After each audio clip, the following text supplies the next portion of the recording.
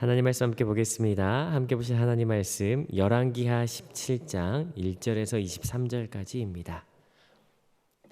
열왕기하 17장 1절에서 23절까지 우리 다 찾으신 줄 알고 한 목소리로 함께 합독하도록 하겠습니다. 함께 읽겠습니다. 시작. 유다의 왕 아하스 제12년에 엘라의 아들 호세아가 사마리아에서 이스라엘 왕이 되어 9년간 다스리며 여호와께서 보시기에 악을 행하였으나 다만 그전 이스라엘 여러 왕들과 같이 하지는 아니하였더라. 아수르의 왕 살마네셀이 올라오니 호세아가 그에게 종이 되어 조공을 드리더니 그가 애굽의 왕 소에게 사자들을 보내고 해마다 하던 대로 아수르 왕에게 조공을 드리지 아니하매 아수르 왕이 호세아가 배반함을 보고 그를 옥에 감금하여 두고 아수르 왕이 올라와 그 온 땅을 두루 다니고 사마리아로 올라와 그곳을 3년간 애워쌌더라. 호세아 제9년에 아수르 왕이 사마리아를 점령하고 이스라엘 사람을 사로잡아 아수르로 끌어다가 고산 강가에 있는 할라와 하볼과 메뎃 사람의 여러 고을에 두었더라. 이 일은 이스라엘 자손이 자기를 애굽 땅에서 인도하여 내사 애굽의 왕 바로의 손에서 벗어나게 하신 그 하나님 여호와께 죄를 범하고 또 다른 신들을 경외하며 여호와께서 이스라엘 자손 앞에서 쫓아내신 이방 사람의 규례와 이스라엘 여러 왕이 세운 율례를 행하였음이니라. 이스라엘의 자손이 점차로 불의를 행하여 그 하나님 여호와를 배역하여 모든 성읍의 망대로부터 견고한 성에 이르도록 산당을 세우고 모든 산 위에와 모든 푸른 나무 아래에 목상과 아세라상을 세우고 또 여호와께서 그들 앞에서 물리치신 이방 사람 같이 그곳 모든 산당에서 분향하며 또 악을 행하여 여호와를 경노하게 하였으며 또 우상을 섬겼으니 이는 여호와께서 그들에게 행하지 말라고 말씀하시니라. 여호와께서 각 선지자와 선견자를 통하여 이스라엘과 유다에게 지정하여 이르시기를 너희는 돌이켜 너희 악한 길에서 떠나 나의 명령과 율례를 지키되 내가 너희 조상들에게 명령하고 또 내 종 선지자들을 통하여 너희에게 전한 모든 율법대로 행하라 하셨으나 그들이 듣지 아니하고 그들의 목을 곧게 하기를 그들의 하나님 여호와를 믿지 아니하던 그들의 조상들의 목같이 하여 여호와의 율례와 여호와께서 그들의 조상들과 더불어 세우신 언약과 경계하신 말씀을 버리고 허무한 것을 뒤따라 허망하며 또 여호와께서 명령하사 따르지 말라 하신 사방 이방 사람을 따라 그들의 하나님 여호와의 모든 명령을 버리고 자기들을 위하여 두 송아지 형상을 부어 만들고 또 아세라 목상을 만들고 하늘의 1월 성신을 경배하며 또 바알을 섬기고 또 자기 자녀를 불 가운데 지나게 하며 복술과 사수를 행하고 스스로 팔려 여호와 보시기에 악하여 그를 경노하게 하였으므로 여호와께서 이스라엘에게 심히 노하사 그들을 그 앞에서 제거하시니 오직 유다 지파 외에는 그 남은 자가 없으리라. 그들도 그들의 하나님 여호와의 명령을 지키지 아니하고 이스라엘 사람들이 만든 관습을 행하였으므로 여호와께서 이스라엘의 온 족속을 버리사 괴롭게 하시며 노략군의 손에 넘기시고 마침내 그 앞에서 쫓아내시니라. 이스라엘의 다윗의 집에서 찢어 나누심에 그들이 느밧의 아들 여로보암을 왕으로 삼더니 여로보암이 이스라엘을 몰아 여호와를 떠나고 큰 죄를 범하게 하매 이스라엘 자손이 여로보암이 행한 모든 죄를 따라 행하여 거기서 떠나지 아니하므로 여호와께서 그의 종 모든 선지를 통하여 하신 말씀대로 드디어 이스라엘을 그 앞에서 내쫓으신지라. 이스라엘이 고향에서 아수르에 사로잡혀 가서 오늘까지 이르렀더라. 아멘. 함께 말씀을 살펴보도록 하겠습니다. 성경 66권을 한마디로 말하라 라고 한다면 아마 이렇게 말할 수 있지 않을까 싶습니다. 하나님께서 하나님 자신을 우리에게 계시하신 것이라고 말할 수 있지 않을까 싶습니다. 종종 우리가 쓰는 단어인 계시라고 하는 말 여기에도 등장했는데요. 한번 생각해 보고 싶습니다. 계시, 리빌레이션이라고 하는 의미는요, 감춰진 것을 드러내다라고 하는 의미를 갖고 있습니다. 감춰진 것을 드러내다. 그렇다면 우리가 이런 결론을 취할 수 있을 것 같아요. 세상에는 눈에 보이는 것이 있고 감춰진 것이 있구나, 보이지 않는 것이 있구나 라고 하는 것 알게 되죠. 물론 언제나 보이지 않는 것, 영적인 것에 너무나도 치우쳐서 하나님께서 우리에게 주신 일상을 제대로 살지 못하는 것, 이것이 문제가 되지만 그렇다고 보이지 않는 것이 아예 없다고 치부하면서 살아가는 것도 문제가 될 수 있다라고 하는 걸 생각해 보게 됩니다. 물론 중요한 것은 이 균형이겠지만요. 하지만 기독교 신앙의 가장 중요한 방향성 중에 하나는 보이는 이 세상 가운데 보이지 않는 하나님께서 일하고 계시고, 그리고 그 하나님의 역사하심이 이 보이는 이 세상 가운데 놀랍도록 질서정연하게 역사하신다라고 하는 것 우리가 생각해 볼 수 있습니다. 그래서 사도 바울은 에베소서 1장 17절에서 19절까지 이렇게 기도합니다. 제가 읽어보겠습니다. 우리 주 예수 그리스도의 하나님 영광의 아버지께서 지혜와 계시의 영을 너희에게 주사 하나님을 알게 하시고 너희 마음의 눈을 밝히사 그의 부르심의 소망이 무엇이며 성도 안에서 그의 기업의 영광의 풍성함이 무엇이며 그 힘의 위력으로 역사하심을 따라 믿는 우리에게 베푸신 능력의 지극히 크심이 어떠한 것을 너희로 알게 하시기를 구하노라. 아멘. 하나님께서 지혜와 계시의 영을 우리에게 주셔서 우리의 마음의 눈을 밝히시기를 바울이 간구하고 있죠. 그래서 단지 이 땅의 것들만 바라보며 살아가는 것이 아니라 그 너머에 그 힘의 위력으로 역사하시는 하나님을 발견하기를 구하고 있다. 오늘 이른 아침 우리가 기도하고 말씀 살펴보기 위하여 이 가운데 나와왔습니다. 오늘 우리에게 보이는 일상 속에 보이지 않지만 여전히 역사하시는 그 하나님의 능력을 우리가 경험하고 또한 그 능력이 우리 가운데 부어지는 이 하루 되기를 주님의 이름으로 축복합니다. 우리는 열왕기하 같이 함께 묵상하고 있습니다. 북이스라엘 19명의 왕 그리고 남유다 20명의 왕을 통하여 하나님께서 택하시고 지명하여 부르셨던 그 나라가 어떻게 이렇게 힘을 잃어가고 있는지를 함께 살펴보고 있는 중입니다. 특별히 오늘은 이스라엘의 마지막 왕, 북이스라엘의 마지막 왕 19번째 왕 호세아에 대해서 함께 살펴보겠는데요. 이제 오늘을 이유로 내일까지 살펴보는 본문 이후로 이제 북이스라엘은 역사의 뒤안길로 사라지게 됩니다. 왜 이런 일이 벌어지게 되었을까? 그리고 그 모습은 어떠한지 우리가 같이 한번 살펴보는데요. 오늘 본문 23절까지 1절부터 23절까지는 우리가 같이 함께 한 세 단락으로 나눠서 살펴볼 수 있을 것 같습니다. 1절부터 6절까지는 북이스라엘이 멸망하는 장면을 보여주고 있고요. 그리고 7절부터 14절까지는 진짜 그 멸망의 이유가 무엇인지, 그리고 15절부터 23절까지는 보다 세세한 상황, 그리고 유다도 별 수 없다라고 하는 내용 같이 함께 보여주고 있습니다. 우리 앞단락부터 같이 함께 살펴보시는데요. 우리 1절부터 6절까지가 그 앞부분입니다. 우리 1절 같이 한번 읽어보도록 하겠습니다. 함께 읽겠습니다. 시작. 유다의 왕 아하스 제12년에 엘라의 아들 호세아가 이스라엘 왕이 되어 9년간 다스리며. 여러분, 북이스라엘 왕 호세아, 이 호세아의 이름은 우리가 이전에도 많이 들어봤던 이름입니다. 호세아의 이름의 뜻은 여러분도 아시다시피 여호수아, 예슈아, 이샤라고 하는 의미와 동일하게 구원이라고 하는 의미를 가지고 있습니다. 그의 죽은 배가를 반역해서 호세아가 왕이 되었고요.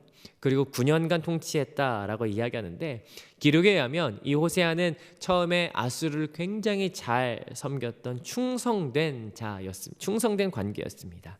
그래서 3절에 보니까 호세아가 아수르에게 조공을 드렸다라고 이야기를 하죠. 자, 그런데 문제는 뭐냐면 여기 4절 같이 한번 읽어보겠습니다. 4절 함께 읽어봅니다. 시작. 그가 애굽의 왕 소에게 사자들을 보내고 해마다 하던 대로 왁스루 왕에게 조공을 드리지 아니하매 아수르 왕이 호세아가 배반함을 보고 그를 옥에 감금하여 두고. 여러분, 여기 4절은요 단순히 한 문장 한 절로 이루어져 있지만 사실은 여기에는 굉장히 큰 고민과 갈등 그리고 선택이 있는 것을 보게 됩니다. 한 국가가, 한 나라가 어떤 나라와 동맹을 맺거나 아니면은 조공을 바치는 입장에서요, 그 나라를 이제 등지고 다른 나라를 선택하며 다른 나라에게 조공을 바치고 다른 나라의 도움을 청하는 일, 여러분 이거 사실 보통 큰 일이 아니죠. 굉장히 큰 정치적인 선택이고 결정입니다. 그리고 그 선택은 반드시 결과를 가져오게 되어 있죠. 여러분 여기 한번 다시 보시죠. 지금까지 어디에게 조공을 바쳤냐면요, 아수르에게 조공을 바쳤습니다. 근데 어떤 이유인지는 여기 드러나지 않아요. 어떤 정치적인 논쟁이 있었는지는 드러나지 않지만, 그런데 애굽 왕 소에게, 여기 애굽 왕 소라고 하는 인물은 아마 애굽의 25대 왕조 피안키로 추측하는데요, 아무튼 그 애굽을 이제 의지하기로 결정한 거예요. 그러면서 동시에 아수르에게 바치던 조공을 끊어버리는 것이죠. 자, 여러분 이것이 과연 옳은 선택일까? 여러분 아니나 다를까요? 9절 후반부에 보니까 아수르 왕이 올라와요. 그리고 어떻게 하냐면요, 호세아를 폐위시켜버려요. 감옥에 감금해버립니다. 어디 나를 배반해? 라고 하면서 일순간에 이스라엘을 밀고 들어옵니다. 그리고 어떤 일이 일어나는지 우리 5절 같이 한번 읽어보는데요. 5절 한번 읽어보시죠. 시작. 아수르 왕이 올라와 그 온 땅에 두루 다니고 사마리아로 올라와 그곳을 3년간 애워쌌더라. 여러분 아수르 왕이 어디를 두루 다닙니까? 그 온 땅이라고 하는데 그 온 땅은 어디예요? 북이스라엘 영토를 말하는 거죠. 여기를 두루 다녔다는 거예요. 여러분 이 장면을 한번 생각해 보지 않으시겠습니까? 이게 얼마나 처참한 일인지. 여러분 집에 갔는데요, 옆집 아저씨가 우리 집을 자기 집처럼 드나든다면 어떨까요? 그 아저씨가 와서 냉동실을 열어서 아이스크림도 꺼내 먹고 냉장고에 있는 커피도 꺼내 먹고 막 잠도 자고 막 그렇게 다닌다면 뭐 상상할 수 없는 일 아니겠습니까? 여러분 이게 말이 되는 일인가요? 지금 북이스라엘이 이렇다라고 하는 거예요. 이 아수르가 와서 자기 집처럼 드나드는 장면. 그뿐만이 아니라 5절 끝에 보니까 어떠냐면 3년간 애워쌌다라고 합니다. 여러분 이 애워쌌다라고 하는 것이 공격할 길이 없어서 그냥 애워싸고 있는 것이 아닙니다. 한 번씩 와서 자기 집처럼 두루 다녔다라고 이야기하는 거예요. 그러니까 올라올 수 있는 길이 분명히 있어요. 그런데 쳐들어오지 않아요. 그냥 애워싸고 꽁꽁 싸매버리는 거예요. 밖으로 도움을 청할 수도 없고 안에서는 이 강력한 영향력 때문에 두려워서 떨게 만드는, 여러분 이미 지난 열왕기하 6장에서 이게 얼마나 무서운지, 인플레이션도 막 생기고 그리고 내일은 네 자녀 잡아먹고 오늘은 이런 일들이 여러분 얼마나 무서운 일인지. 이게 하루 이틀도 아니고 얼마 동안이요? 3년 동안. 그리고 나서 그 다음 6절 보니까 호세아 9년에는 점령하고 이제 북이스라엘의 다른 민족 끌어다가 놓고 북이스라엘 사람 다른 곳에 끌어다가 다른 국가에 다 흩어서 정착시켜버리는, 여러분 이게 북이스라엘의 끝입니다. 그럼 너무 허무하지 않습니까? 여로보암부터 시작해서 19명의 왕, 정확하게 209년 만에 흔적도 없이 사라져버립니다. 왜 이런 일이 벌어졌을까? 어떤 사람은 그렇게 이야기할지 모르겠습니다. 오늘 본문 보니까 호세아가 애굽으로 갈아타지만 않았으면 괜찮지 않았을까? 정치적인 입장만 안 바꿨더라면 괜찮지 않았겠냐라고 말할지 모르겠어요. 또 어떤 사람 그럴지도 모르겠죠. 어제 본문 보니까 형제 국가였던 남유다 아하스랑 좀 잘만 지냈으면 얼마나 좋았을까? 아하스가 아수르 이렇게 끌어당겨가지고 그렇게 된 거 아니냐? 그 두 말이 다 맞을 수 있습니다. 그런데요, 오늘 본문은 이 보이는 것 그 너머에 보이지 않던 진짜 이유를 보여주기 시작합니다. 그게 두 번째 단락 7절부터 14절까지거든요. 우리 7절 같이 한번 읽어보도록 하시겠습니다. 함께 읽어봅니다. 시작. 이 일은 이스라엘 자손이 자기를 애굽 땅에서 인도하여 내사 애굽의 왕 바로의 손에서 벗어나게 하신 그 하나님 여호와께 죄를 범하고 또 다른 신들을 경외하며. 사실 7절 앞에는 번역되지 않은 접속사 하나가 있습니다. 그건 뭐냐면 그러나라고 하나요. 그러나 이 일은 이유가 있다라고 하는 것이죠. 그 이유는 7절부터 12절까지 먼저 5가지로 구분할 수 있을 것 같아요. 가장 먼저 나오는 거 7절 후반부에 뭐라고 얘기합니까? 다른 신들을 경외했다라는 거예요. 여러분 아시지 않습니까? 하나님께서 애굽 땅 종되었던 집에서 건져내신 이후에 가장 먼저 이스라엘 백성에게 하셨던 말씀, 그 약속, 언약 뭐였냐면 나 이외에 다른 신들 섬기지 말라라고 하셨어요. 그런데 7절 보니까 뭐라고 해요?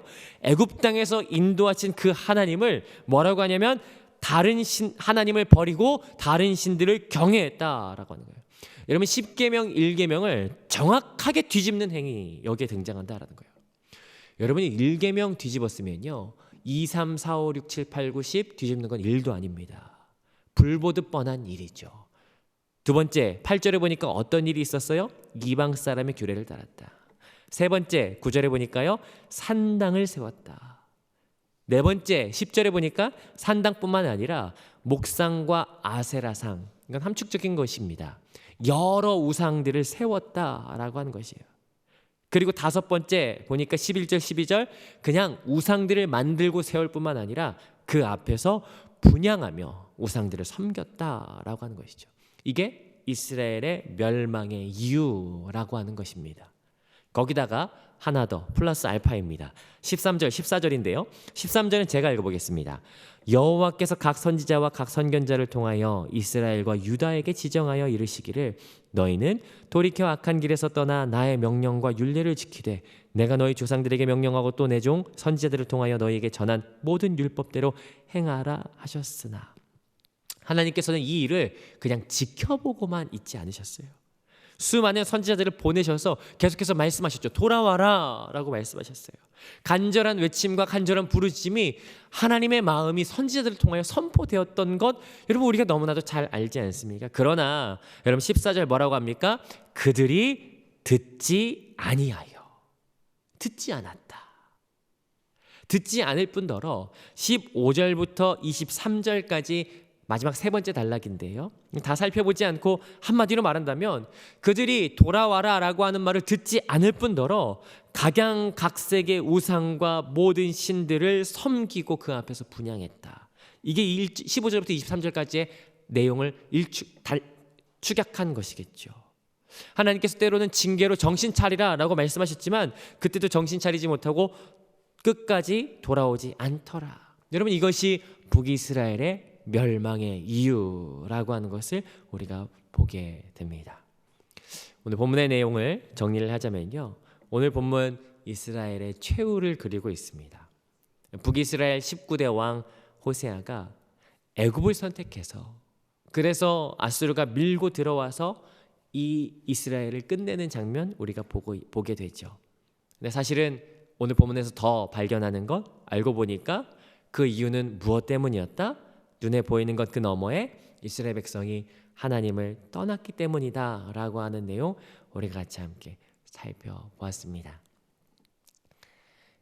그런 생각이 듭니다. 참 안타깝다. 그리고 이어서 드는 생각 이게 남일 같지가 않다라는 생각이 들어요. 특별히 오늘 말씀 중에 5절 보면요 아수르 왕이 올라와서 북이스라엘 제 집처럼 드나들고 이 애워싸고 있는 이 모습이 사실은 우리가 살고 있는 모습과 같지 않나라는 생각하게 되죠. 고난과 슬픔과 괴로움과 여러 가지 어려움들이 사실은 우리의 삶을 제 집처럼 드나들고 있지 않나. 그리고 해결되지 않는 그 아픔과 괴로움이 나를 애워싸서 그 답답함 때문에 신음하는 것이 우리들의 일상이 아닌가. 그런데 이때 오늘 말씀 같이 함께 묵상하면서 내리게 되는 한 가지 결론. 그렇다면 이때 우리에게 필요한 것이 무엇인가? 그건 믿음의 눈이 아닐까. 특별히 얼마 전에 묵상했던 열왕기하 6장 17절 말씀 여러분 기억하실 겁니다. 제가 읽어보면요. 기도하여 이르되 여호와여 원하옵건대 그의 눈을 열어서 보게 하옵소서 하니 여호와께서 그 청년의 눈을 여심해 그가 보니 불말과 불병거가 산에 가득하여 엘리사를 둘렀더라. 여러분 이 말씀 기억하지 않습니까? 눈을 여셔서 애워싸고 있는 그 군대보다 더 많은 군대가 하나님의 군대가 있다는 것을 보게 되었던 이 장면. 여러분 이 믿음의 눈이 오늘 우리에게 필요하지 않나 싶어요. 우리가 보이는 건 너머에 역사하시고 보이는 건 너머에 여전히 일하시는 그 하나님을 바라보고 주목하는 것 그거 중요하지 않나. 사실 이것은요 현실을 부정하고 눈에 보이는 것을 외면하라 라고 하는 것이 아닙니다. 보이지 않는 세계를 이야기할 때 가장 중요한 것이 있다면 현실을 충성되이 살아가는 것, 최선을 다해 살아가는 것 정말 너무 중요하다라고 하는 것 빼놓을 수 없는 강조점이죠. 그러나 혹시 우리는 이 일상을 살아가면서 너무 현실만을 너무 충성되이 바라보고 최선을 다해 살아가기 때문에 혹시 하나님의 역사와 하나님의 일하심을 배제하며 살아가고 있지는 않은지. 그때 이 본문이 우리에게 주는 메시지는 분명하죠. 우리가 가져야 할 믿음이 여기에 있구나. 히브리서 11장 6절에 의하면 하나님이 계신 것과 그를 찾는 이들에게 상 주시는 이심이 하나님이시다라고 하는 것을 믿어야 하는데 우리는 너무 하나님 없이 이 세상을 이해하고 있지 않는가. 그 찬양 혹시 아시지 않습니까? 하나님은 너를 지키시는 자. 그 찬양 후렴에 보면 눈을 들어 산을 보아라 너의 도움 어디서 오나 천지 지으신 나를 만드신 여호와께로다 라고 하는. 여러분 이 눈이 오늘 우리에게 필요하지 않을까. 보이는 세계를 넘어서 보이지 않는 세계의 만왕의 왕이 되시며 만주의 주가 되시는 그 하나님을 내 주로 모시는 것 정말 귀하고 중요하구나 라고 하는 것 보게 됩니다. 사랑하는 성도 여러분, 오늘 우리가 같이 함께 이 일상을 살아가면서 이 오늘 하루를 살아갈 때 우리가 열심히 최선을 다해서 함께 살아가십시다.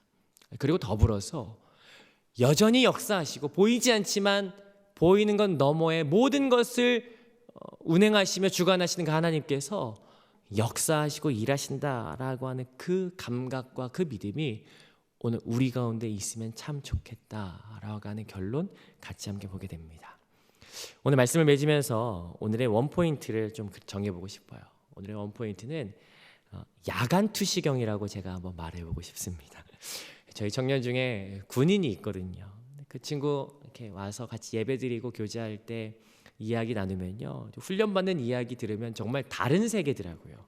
특히나 우리가 자고 있는 그 밤에도 이렇게 행군하고 야간 이렇게 훈련하는데, 근데 사실 그때 꼭 필요한 거 있다. 야간 투시경 쓰면 정말 잘 보이던데 그 정말 필요하다라고 하더라고요. 그런 생각이 듭니다. 사실 우리가 살아가고 있는 이 밤처럼 어두운 시절 가운데 필요한 것이 있다면 믿음의 야간 투시경 우리들에게도 필요하지 않을까.